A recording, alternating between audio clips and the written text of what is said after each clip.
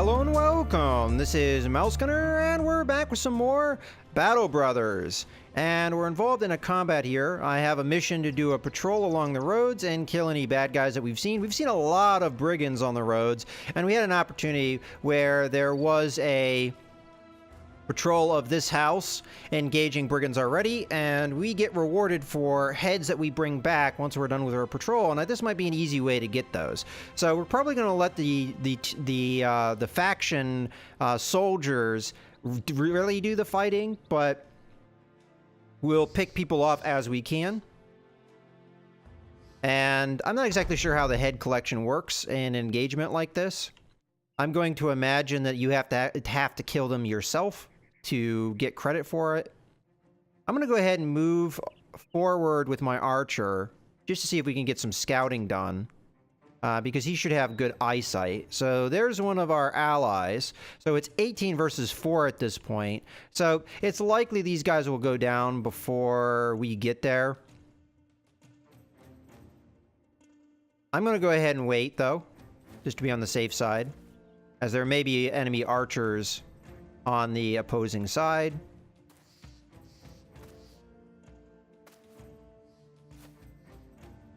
Okay. So we're going to move on up and start moving in the direction of the bad guys.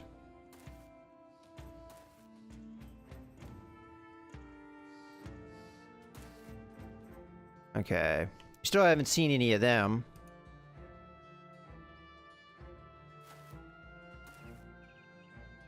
And I'm going to be doing full moves here. I haven't really been taking stock of who is wounded. Looks like all of my frontline men are fighting fit. This guy has an injury. We might want to hold him back.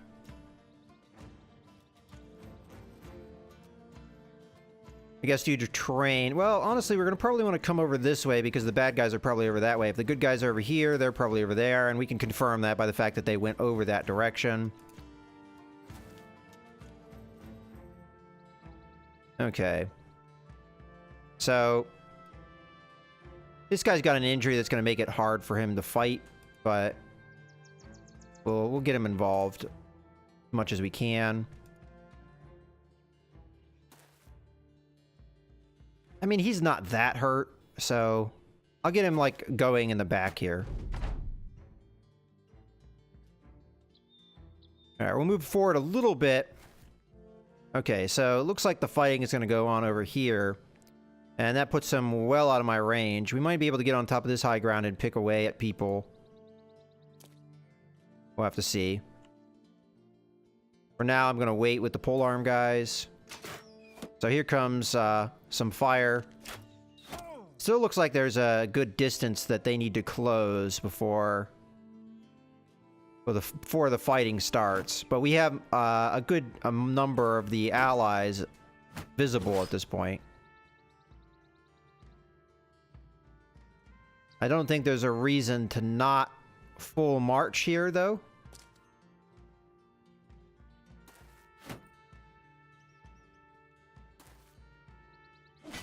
Alright, so we've lost sight of what's going on here.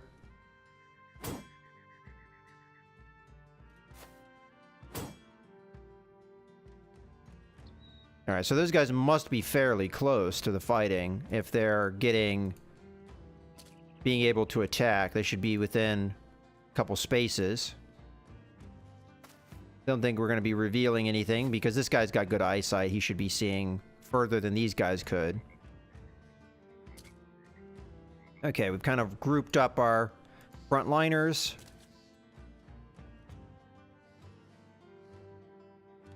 I honestly think getting the pikemen involved is not only a risk that is unnecessary, but it's probably not going to really help us too much. But we'll do it all the same. All right. I just want to get on top of this high ground for now so we can see what we can see. Okay. So they have men engaged here. There's probably archers somewhere, but we can't yet see them. But now we can actually see the fighting. So let's just end turn here because we can't do anything else. Alright, we'll wait on the pikemen yet again. Okay. So these guys I expect to go down here. There's no way that they're going to be able to fight this off. I have a high... I have a suspicion that we're not even going to get in this fight before it's over. If we get heads out of it, I mean, that's great. If we don't, I mean, we still helped, quote unquote. Okay, that guy's about to go down. He's putting up a good fight, though. He's got pretty good equipment.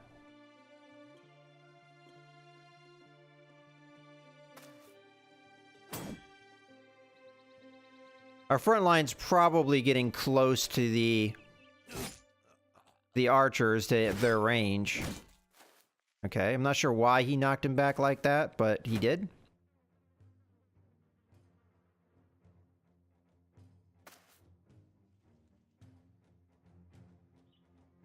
Alright, so maybe this high ground will allow me to shoot arrows at where we need to go.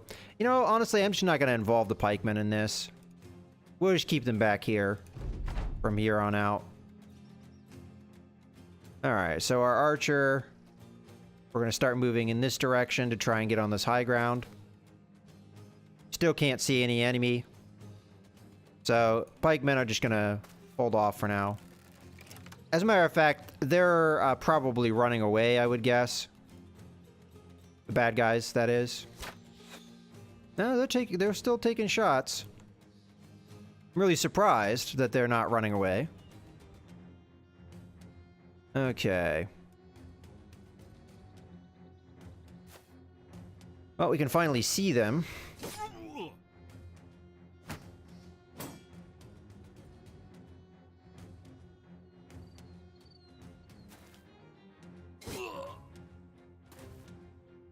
So there's two down.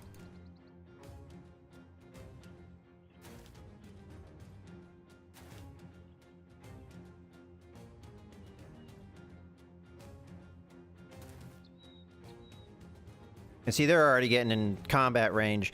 I might not even have a shot when I get my archer in position, just because of the bodies in front of me. And we don't want to shoot these guys on accident. I don't really know what would happen if we did. Alright, so we're just going to end turn. So do we have a shot if I step up here? It looks like we do. Unfortunately, it missed, but it was worth taking. Okay, he's going to try and run. Ooh. This guy's dead for sure. I mean, he's not going to be able to get out of that without taking heavy damage. We can try and chase this guy down, keeping in mind he has already fired off his crossbow, so if he could try and reload it, but that would slow him down and allow us to catch him. And we're going to start the foot race to get there.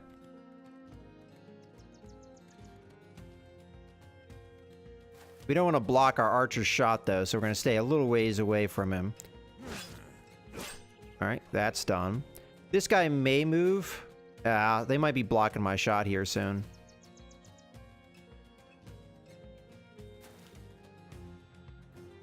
Yeah, see, he's dead.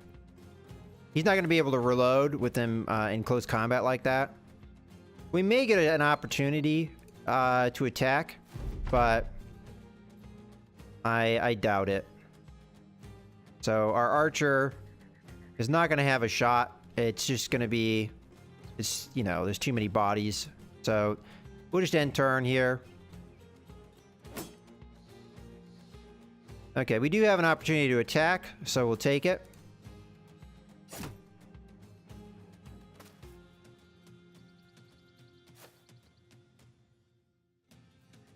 I'm just going to put a body on him. Make him a little bit more nervous. Make it so he runs, possibly. We're not going to get more bodies on him than we already have. I mean, I could full move over here, but even then I can't do that. So can't get a body over here.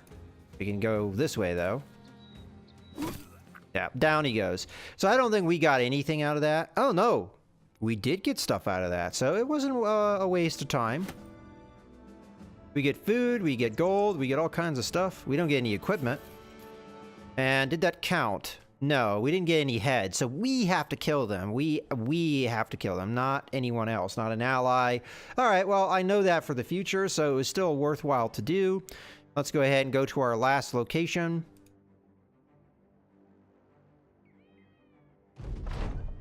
Okay, so now the patrol is done.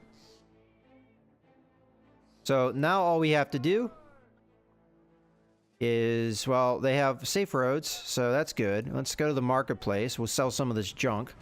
I don't feel like we need 2 woodcutter's axes. I could have gotten a pike. We'll do something with that soon.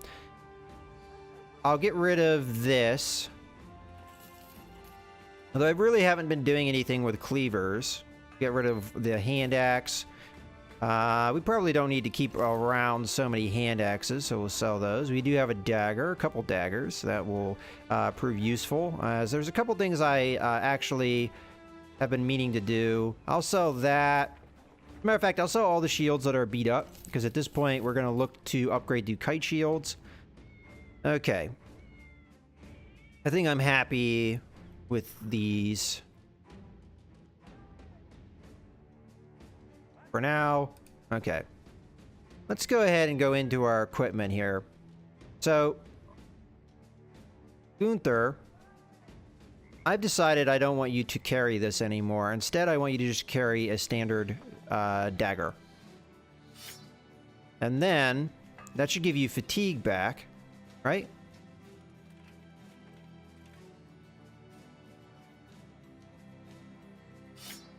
Oh, wow, you are really low on fatigue. I wasn't aware of that. Alright, so definitely we needed to do that. Oh, that's right, he has wounds that affect his fatigue. Minus 20%. So we'll see exactly where he is after he recovers. But more than likely, that change may allow him to upgrade to a kite shield. I think I'm also going to do the same thing with Alaric. I don't think we're going to do that whole hatchet thing anymore. And as a matter of fact, I think I'm going to start selling some of these hatchets that we have in our inventory. Let's go ahead and sort some of this. So most people have daggers at this point. So we could try and preserve somebody's armor rather than destroy it in a future encounter. Okay. Let's go to the marketplace. And we'll see about selling some of the stuff we have. So, hatchet can go away. This can go away. Okay. Another thing I want to take a look at. There's a weaponsmith here. But we already have a pike. As a matter of fact, I keep forgetting about the pike. So we're going to want to upgrade this guy's weapon to a pike at this point, because I think the pike is much better. The downside, I think, is that this does not do piercing damage. This does. So if we're fighting like something like a skeleton, the pike's not going to be as useful as the hooked blade. But it does significantly more damage. It is also not as effective against armor. I'm actually surprised with that. This does have a 5% chance to hit the head, though. Oh, so does this. Is that a trait that he has? Or is that just always the case? Okay, that's always the case with the pole armor, I guess. Alright, you are going to be equipped with that.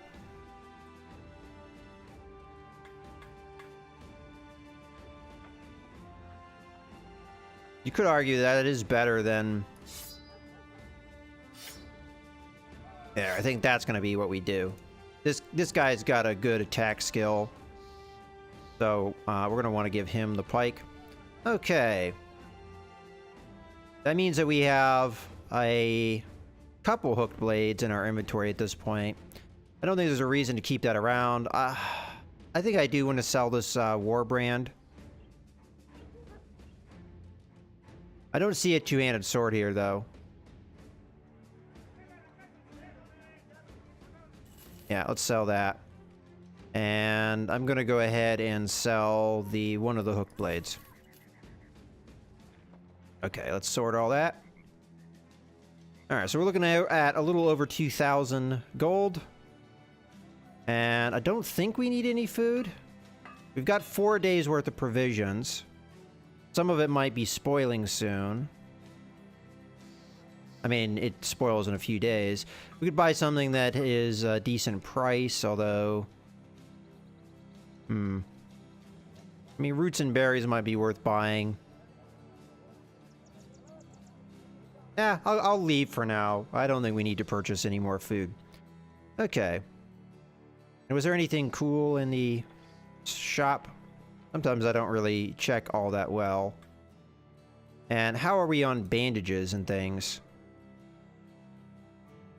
So I'm looking at the frontline guys, seeing if they have bandages. Okay, looking at our archer, he has a bandage. None of these guys can hold bandages if they have dogs. And I don't think we're going to see any dogs at the marketplace, although you can sometimes. What about other supplies? Well, medical supplies are on the cheap here. As a matter of fact, tools are on the cheap here, so let's go ahead and buy 2 of them. And that's good. I'm happy with that. Okay. So I think we just go back to the town that we got this mission in the first place. I think we can continue to kill brigands, so it may be worth going to Suitorbush here and paying at the temple to have our men treated. We still have 5 days to get back, and we should have plenty of time to do so. I mean, it only took us a couple days to get where we were. There are still brigands on the trail, those brigand hunters.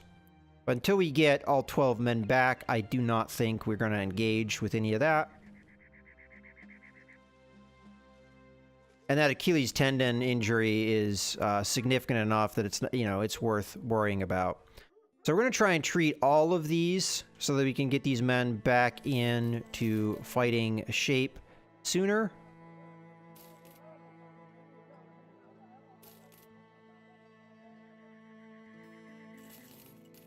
Okay. I mean, that was a fair amount of money I'm spending there, but I think it's worth it because now they're down to, you know, being healed much sooner. Okay, let's go ahead and go down to Gemmenstein. How much are we paying our men now? 214 per day? That's not too bad, I guess. But it does make the missions where we're only going to get a couple hundred not really worth it. This mission should pay off pretty well, as we're getting 60 crowns per head. We killed 15. If we're able to find that other group of bad guys, the brigands... Matter of fact, I'm going to go ahead and put these guys back into the line. We're going to have to reorganize, though. Put that guy there, and switch you around. Something like that, and then we shift these guys down.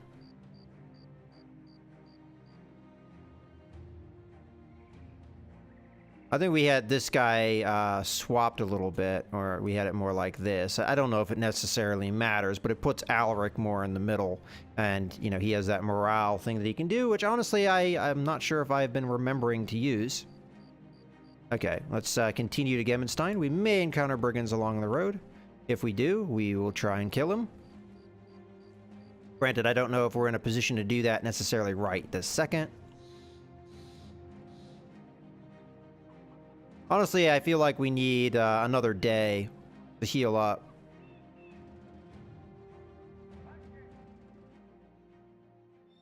Okay, disappearing villagers. There's an armorer here, but unfortunately not a whole lot to buy at the armorer.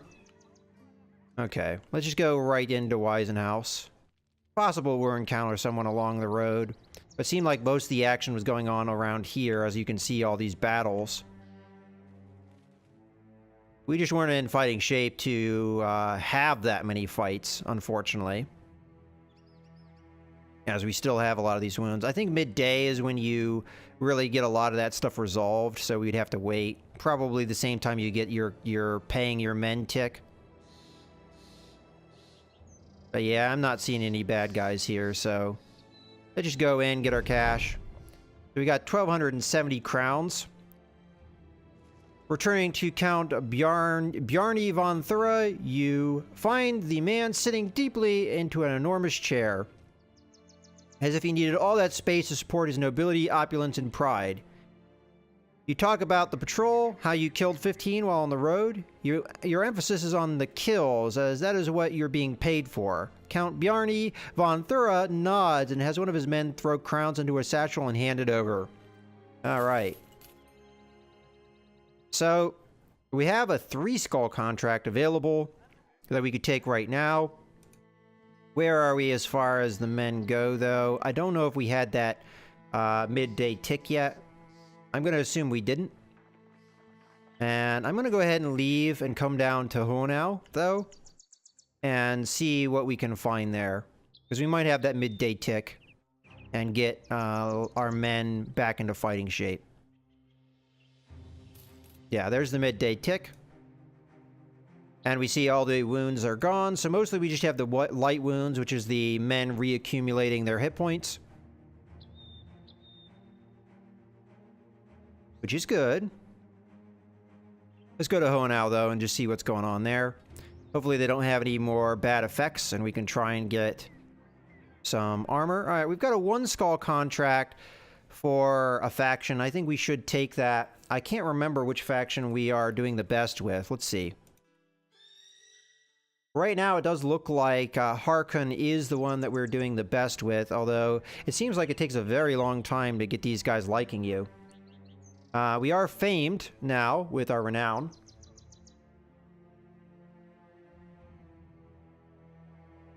Alright. Let's take a look at the armorer, though, because this should be a town that we are allied to, so prices should be good.